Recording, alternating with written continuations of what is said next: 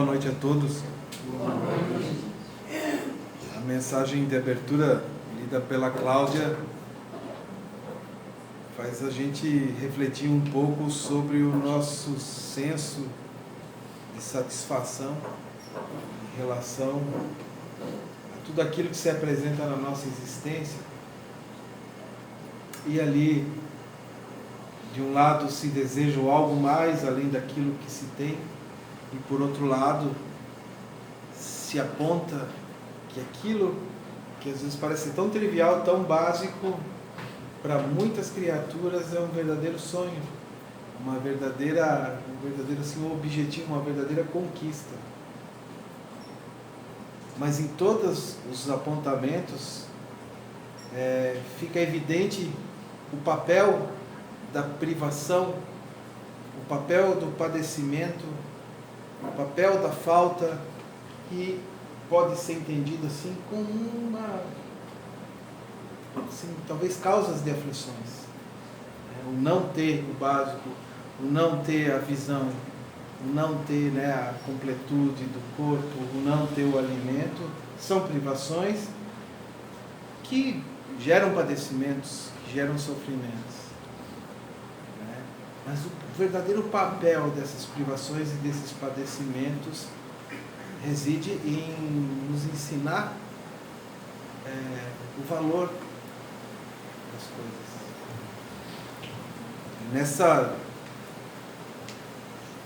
O valor de todas as bênçãos, que nós somos depositários todos os dias e, infelizmente, seguimos, não generalizando, mas em grande parte seguimos ainda desatentos, cegos a todos esses benefícios que jorram em nossas vidas aí. E por que desatentos e por que talvez cegos em relação a todos esses benefícios? Por não vivermos conscientemente o presente, por não vivermos com atenção cada momento da nossa vida.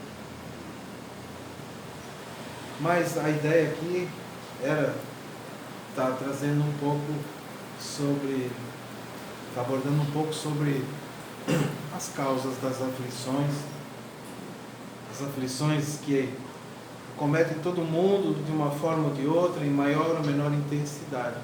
Mas todos nós, em nossas existências, passamos por alguns tipos de abatimentos, de dificuldades, de dores. E é sobre a causa dessas dores que se objetiva falar na noite de hoje. Mas trazendo como exemplo a história do espírito de Ana, uma história que é narrada por irmão X no livro Pontos e Contos, se não me falha a memória, é o capítulo 38 do livro Pontos e Contos, e a mensagem que ilustra a história ali do espírito de Ana tem como título Os Estranhos Credores. Aqui, assim, para quem não conhece, sempre vale a pena fazer uma breve abordagem sobre alguns autores. Irmão X, eu sou suspeito para falar porque gosto muito das obras que foram ditadas por ele e trazidas até nós através da mediunidade do Chico Xavier. Mas tem algo assim que eu acho muito interessante nas obras de irmão X, é que ele, nas mensagens que ditava para Chico Xavier, ele acabava abordando diferentes experiências, diferentes vivências, diferentes assuntos, em crônicas bem curtas. Histórias, essas crônicas, histórias bem curtas.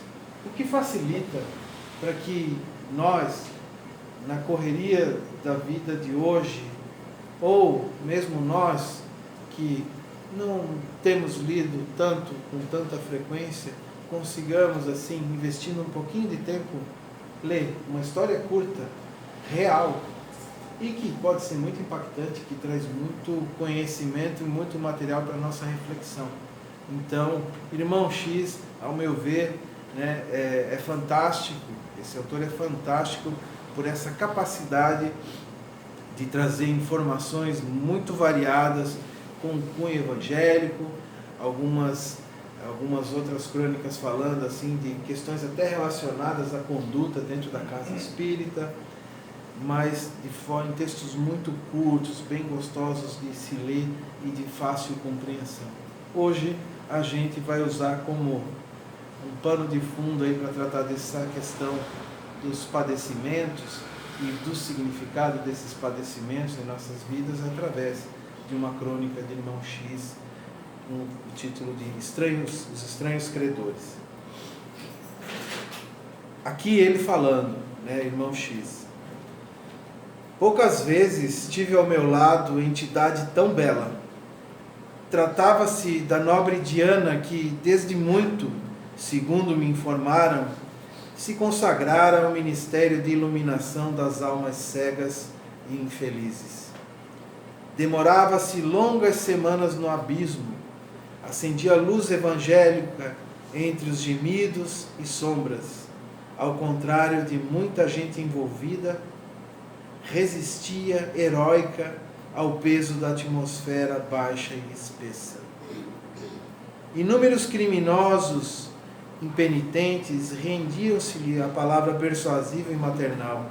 Jamais falava com quem reprova condenando, mas como quem esclarece amando em nome de Deus. Certo dia, visitou-nos o grupo em elevada tarefa. Ouvia dissertar sobre grandes teses humanas, deslumbrando-me com a sabedoria que lhe vibrava em cada definição. O que mais impressionava, contudo, em sua venerável figura feminina, era a luz que a rodeava inteiramente. Parecia viver num ambiente maravilhoso, exclusivamente seu. Tão sublime era o halo radioso que a circundava, isolando-a das influências exteriores. Asseverou-me um amigo que a abnegada mensageira possuía direito indiscutível para desfrutar semelhante situação, não só por trabalhar em círculos de criaturas positivamente inferiores a ela, como também porque vencera em si mesma as deficiências mais rudes da condição animal. Alma divina, Diana reunia a beleza e a bondade, a ciência e a expressão. Quando terminou a palestra encantadora que a trouxera ao nosso núcleo de serviço, aproximei-me curioso e enlevado. Outros companheiros imitavam-me no gesto. A singular posição luminosa daquela mulher arrebatava-nos o espírito. A emissária, no entanto, muito simples, parecia desconhecer a própria elevação. Sorria fraternalmente e comentava os problemas terrestres como se estivesse ainda envolta na roupagem carnal. Soberano entendimento de todas as coisas lhe transparecia das mínimas expressões. Emocionado, em lhe observando a renúncia a favor das almas embrutecidas, indaguei do porquê de seu sacrifício, retendo-lhe as respostas surpreendentes. Sim, meu amigo, respondeu sem afetação a Diana. No impulso espontâneo de minha própria consciência, ofereci 50 anos de trabalho aos nossos irmãos das zonas mais baixas da vida e não me envergonho de explicar-lhe a razão do meu gesto. E sorridente ante o interesse geral dos circunstantes, prosseguiu delicada. Não sei se conhecem as extremas dificuldades do espírito para se livrar das vestes animalizadas do sentimento. Sorrimos de modo significativo, dando-lhe a entender a nossa condição inferior. Pois bem, continuou a embaixatriz da caridade e da sabedoria, confesso que pertencia à classe das piores mulheres que já existiram nos círculos do planeta. O ciúme, o egoísmo, a vaidade eram o meu trio de verdugos cruéis. Voltei à carne numerosas vezes. Somente para atacar o ciúme fulminante recebi a oportunidade de 9 existências sucessivas sem resultado eficiente. Para combater o egoísmo e a vaidade, regressei ao corpo físico muitas vezes, falhando nas mais insignificantes promessas. Sempre a recapitulação do momento vicioso. Envenenava meu companheiro pelo ciúme, destruía o lar pelo egoísmo e perdia os filhos através da vaidade. Amigos desvelados seguiam-me, carinhosos, de esferas mais altas, estendendo-me braços fraternais. Entretanto, fracassei de modo invariável em todas as oportunidades. Valia-me da bênção do esquecimento na reencarnação para perpetrar novos erros e espezinhar as sagradas leis. O tempo, contudo, ia passando, implacável, e os meus antigos benfeitores espirituais se foram distanciando, elevados a regiões menos densas. Despediam-se afetuosos, estimulando-me o desempenho dos deveres cristãos, permanecendo assim relegado a mim mesmo entre problemas inquietantes e complicados. Por fim, o esposo amigo, sócio abençoado de experiências e empresas inúmeras, foi convocado à esfera superior, em virtude dos méritos adquiridos e dos espíritos amados que me foram pais e filhos em várias estações evolutivas. Não existia nenhum ao lado da minha pequenez. Quando me vi irremediavelmente sozinha, experimentei intraduzível pavor e amargoso desânimo. Abandonei-me então a propósitos menos dignos, demorando-me nos recantos abismais, qual trapo inútil, embora consciente, vencida pelo trio nefasto. Muitos anos partilhei o desencanto da soledade quase absoluta. Dia houve, no entanto, em que fui visitada por nobre missionária do bem, que me contou carinhosamente o romance que lhe dizia respeito. Estivera em minha posição degradante, mas superara os obstáculos utilizando o concurso de entidades infelizes. Depois de aventuras extravagantes, no curso das quais foi invariavelmente derrotada, voltou à Terra na qualidade de mãe de filhos monstruosos. Tão rijos lhe foram os testemunhos de abnegação que chegou ao admirável triunfo sobre a tríade tenebrosa, dominando o ciúme, o egoísmo e a vaidade no decurso de 70 anos de sacrifício incessante. Aconselhou-me assim a visitar as furnas do sofrimento purgatorial, as zonas inferiores, e a rogar a colaboração dos dirigentes daqueles que estacionam nas províncias da angústia, candidatando-me à maternidade dolorosa na terra. Aceitei o convite, jubilosa, que representavam 70 anos de esforço e paciência para conseguir uma realização que me escapara durante milênios. A presença amiga conduziu-me às retaguardas das trevas e, horrorizada, percebi a existência de infortunados irmãos nossos em estágios longos de loucura, cegueira e deformação. Agitavam-se em turvelinho de padecimentos indescritíveis. Acovardei-me ante o quadro triste, mas a piedosa mensageira que me custodiava reanimou-me e, afinal, solicitei a concessão.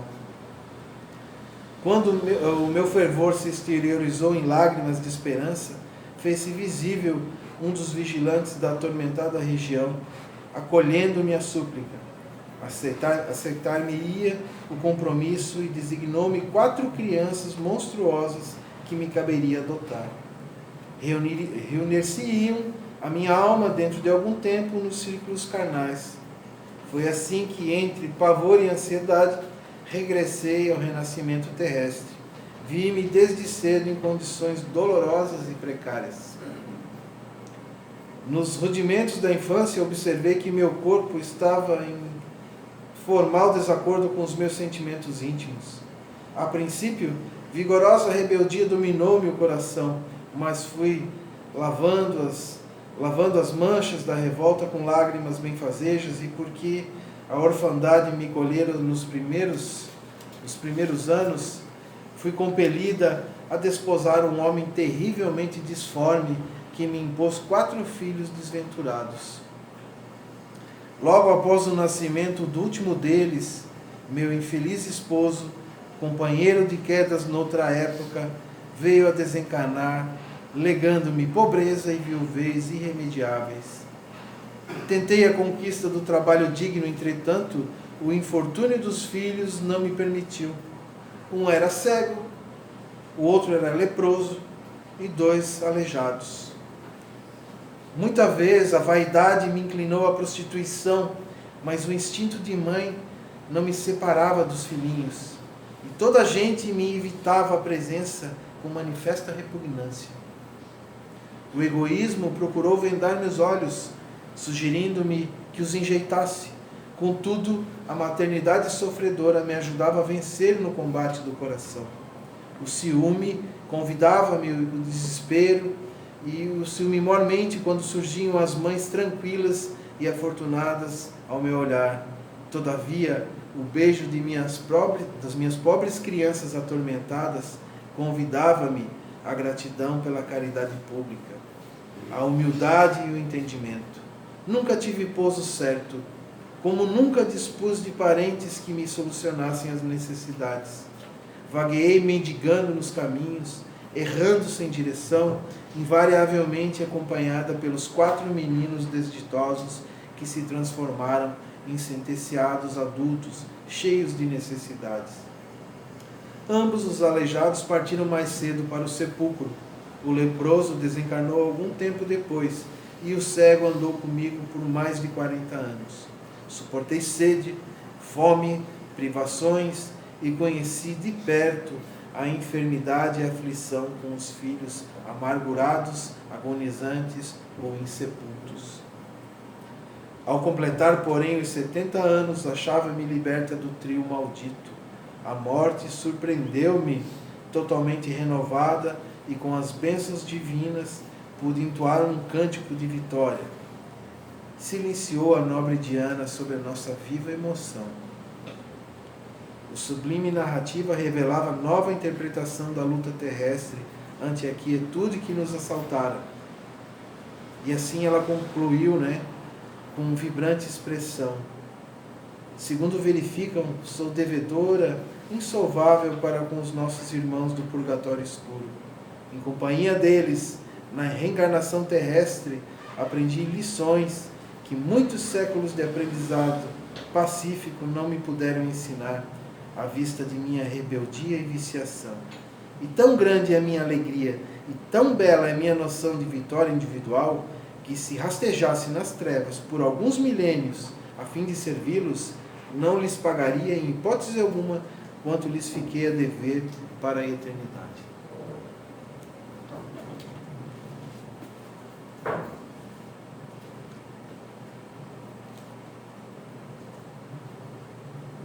Quem acha que vir para a Terra,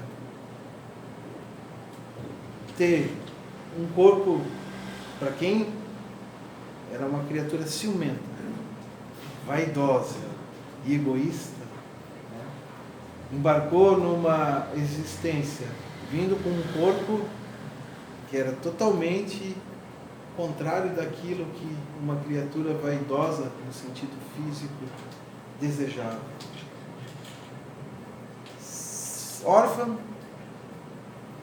sem recursos, acabou se unindo a um esposo que, segundo narra, também era de aparência disforme. E dessa união, na miséria e na pobreza, nascem ali quatro filhos. Um sofria de hanseníase, 2 eram aleijados e o outro era cego. Sem parentes, sem recurso financeiro, sem casa, sem nada. É a verdadeira, vendo essa narrativa assim, desse quadro, imaginem esse quadro. Por muito menos a gente reclama, maldiz, espragueja, se revolta, dá fim na própria vida. Agora imaginem esse quadro. Que nível de dificuldade é esse? E ela vem, passa por isso. E foi justamente esse quadro tenebroso, a Diana vem, passa por esse quadro aqui, foi justamente esse quadro tenebroso, esse cenário assim que ninguém deseja para ninguém, que foi o que conseguiu remover dela essas três viciosidades aí, a vaidade, o egoísmo e o ciúme, que ela, assim, viviam junto dela durante milênios e milênios em sucessivas reencarnações. O que eu estou querendo dizer com isso? Que aquilo que nós enxergamos como algum padecimento, alguma dificuldade, algo de ruim que acontece na nossa vida, no fundo, se trata de uma grande bênção, se nós assim interpretamos, se nós aproveitamos essas experiências com essa finalidade. A enfermidade, a doença, a restrição de recurso financeiro, a dificuldade, aquela dificuldade às vezes no relacionamento, seja com os pais, com os filhos, com cônjuges. Todos esses desafios que são apresentados não são castigos, porque não se impõem castigos às criaturas. São possibilidades de crescimento. Alguns desses padecimentos são expiações, são oportunidades em uma nova vida que a gente tem de passar por situações que impusemos a outros no passado, mas que a grande finalidade não é castigo, não é punição, e sim a melhor forma de aprender, que é vivenciar aquilo que nós proporcionamos aos outros. Mas também, além das expiações, que seria assim o acerto de contas, podem constituir provas. O exemplo da Diana aqui tinha essa dupla finalidade, era uma expiação para poder vencer algumas mazelas, mas também uma prova. E quando a gente vai no livro dos Espíritos, no capítulo 5, que é Bem-aventurados os aflitos, e quando vai lá nas causas atuais e causas pretéritas das aflições, a gente observa, até vou achar aqui, isso aqui quando se fala das causas anteriores, as causas pretéritas das aflições, no item 8, diz o seguinte, as tribulações, as dificuldades podem ser impostas a espíritos endurecidos ou extremamente ignorantes, para levá-los a fazer uma escolha com conhecimento de causa. Então, os padecimentos podem ser uma imposição. Só que uma imposição não significa que se trata de um castigo, e sim algo que, pelo nível ainda de atraso daquela criatura, ela não é capaz de planejar para si mesma. Então é imposto sim. Espíritos que ajudam no planejamento das reencarnações impõem certas situações com a única finalidade de aprendizado desses espíritos. Os espíritos penitentes, porém, desejosos de reparar o mal que hajam feito e de proceder melhor, esses as escolhem livremente. Os penitentes são aqueles que já se deram conta do mal cometido e conscientemente eles escolhem passar por algumas situações para que eles consigam se depurar, se livrar de algumas viciosidades que carregam, que arrastam consigo e que lhe causaram algum tipo de sofrimento. Então, eles planejam passar por certas situações de privações e dificuldades na sua existência. Só que lendo uma outra crônica do irmão X, eu não vou lembrar o nome agora, do título, mas assim, em resumo, tratava-se de um espírito desencarnado, lá no plano espiritual, planejando a próxima existência.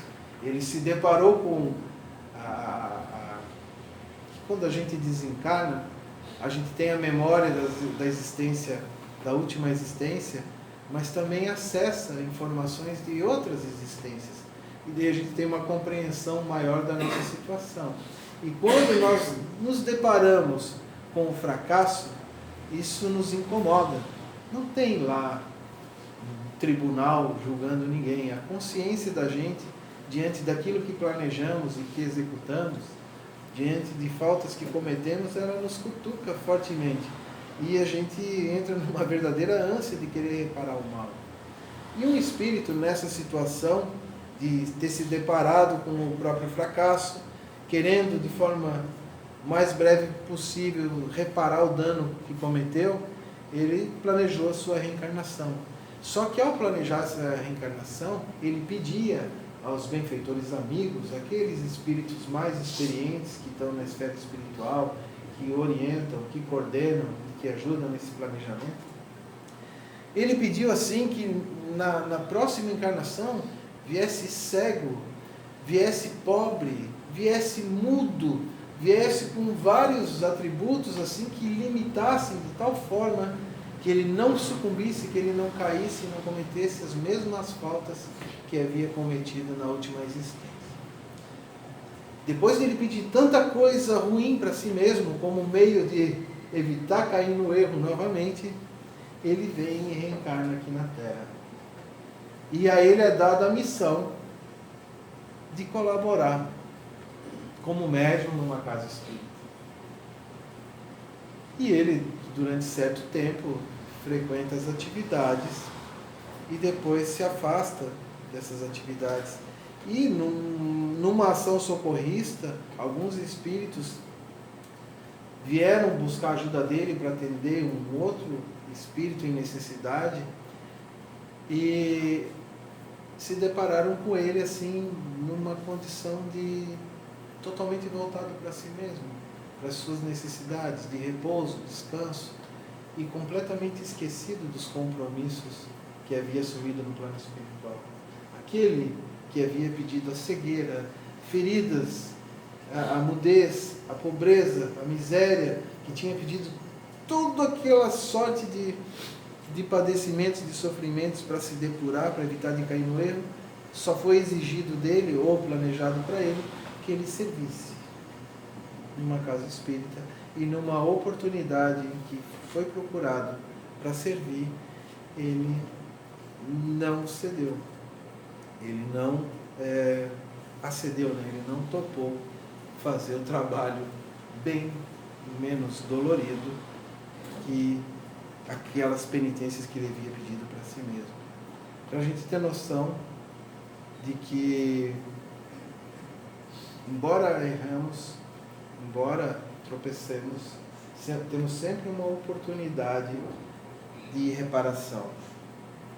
E quando surge essa oportunidade, ela é coroada assim de muitas bênçãos, porque aqueles que são mais adiantados que nós, que por terem passado pelo caminho que nós passamos, por terem conhecimento das características dos seres humanos que habitam esse planeta ainda, eles acabam atenuando, né? Dividindo em parcelas aquele quantitativo de erros que cometemos, de tal forma que nós consigamos vencer nas nossas existências naquilo que planejamos. Mas mesmo assim, tropeçamos nessas tarefas. As privações, elas são tanto fruto do nosso descuido atual, da nossa falta de atenção em nós mesmos, na vida que nós levamos, da nossa falta de foco e consciência na vida, quanto também esses resgates, essas oportunidades que vêm lá de trás para que a gente consiga reparar os danos cometidos. Então, toda dificuldade que se apresenta em nossas vidas, e as dificuldades serão diferentes para cada criatura, mas muitas dificuldades compartilhadas por várias criaturas, elas têm como objetivo a educação, o progresso do espírito. O planeta Terra nada mais é do que um reformatório, se fosse traduzido de forma assim bem simples. É um reformatório, um educandário, uma escola, né, gigante, abençoada, que nos é oferecida para que a gente consiga progredir gradativamente, conforme o uso que nós fazemos da liberdade que nos é concedida. Então, sempre que a dificuldade bater a porta, estamos sendo convidados a fazer uma reflexão, uma análise da própria vida, buscando primeiro entender, será que isso é fruto de um comportamento presente que eu posso mudar e posso mudar essa realidade? Ou isso, independente do que eu faça, de como eu me comporte, é uma fatalidade que tinha que passar por isso, mas mesmo assim, né, com consciência eu posso bem sofrer esse padecimento, tendo consciência que ali não pode ser um resgate. Aquilo ali pode ser algo que nos limita e nos limita nos favorecendo, para que nós não tropecemos no mesmo erro que nos tem feito tropeçar aí durante muito e muito tempo. As aflições são sempre uma bênção se interpretadas dessa maneira e se aproveitadas com esse intuito de nos fazer, nos frear, nos fazer assim refletir sobre a vida que estamos levando, sobre aquilo que objetivamos, sobre aquilo que supostamente planejamos antes de estar nessa existência. Era isso que eu tinha para trazer aí para reflexão. Recomendo, né? Fica aí a dica da leitura das obras de Irmão X, mas o capítulo 5 do Evangelho segundo o Espiritismo traz, né, esses apontamentos aí, através dos espíritos superiores, das causas presentes e causas que têm origem no passado, das aflições, dos padecimentos que nós vivemos aqui nessa vida. Mas sempre há o objetivo de nos instruir, de nos amparar na caminhada. Aquilo que aparentemente é um mal pode ser uma bênção, e aquilo que aparentemente é um bem pode ser um motivo de tropeço. Riqueza, beleza, títulos, posições de importância podem ser assim objetivadas por muitas criaturas como sendo assim um sinônimo de ser bem-sucedido, ser alguém com sorte nessa vida. Só que vários exemplos nos demonstram que são justamente atributos ou caminhos que facilitam a queda. Então, nem sempre aquilo que aparenta ser algo ruim é de fato ruim, e nem sempre aquilo que aparenta ser algo muito bom é algo muito bom. Desejo uma boa noite para vocês e um bom retorno aí para os seus lares.